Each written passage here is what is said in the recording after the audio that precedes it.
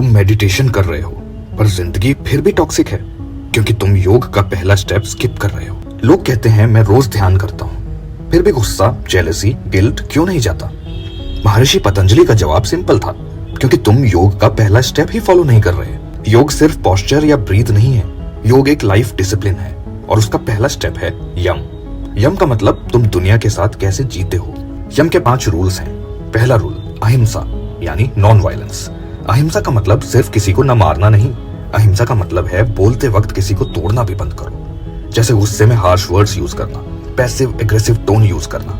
जो खुद के साथ वायलेंट है वो मेडिटेशन में शांत नहीं हो सकता। दूसरा रूल सत्य यानी ट्रुथ। सत्य का मतलब हर सच बोल देना नहीं, सत्य का मतलब है झूठ पे अपनी लाइफ मत चलाओ। जैसे fake lifestyle, fake confidence, fake happiness. जब जिंदगी झूठ पे बेस्ड हो तो माइंड कभी शांत नहीं होता। तीसरा रूल अस्तेय यानी स्टीलिंग।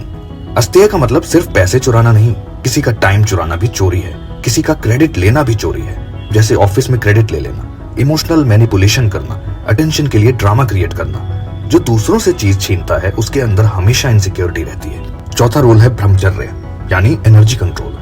ब्रह्मचर्य का मतलब डिजायर्स को मारना नहीं, उन पर कंट्रोल करना है। पांचवा रूल अपरिग्रह यानी नॉन अटैचमेंट।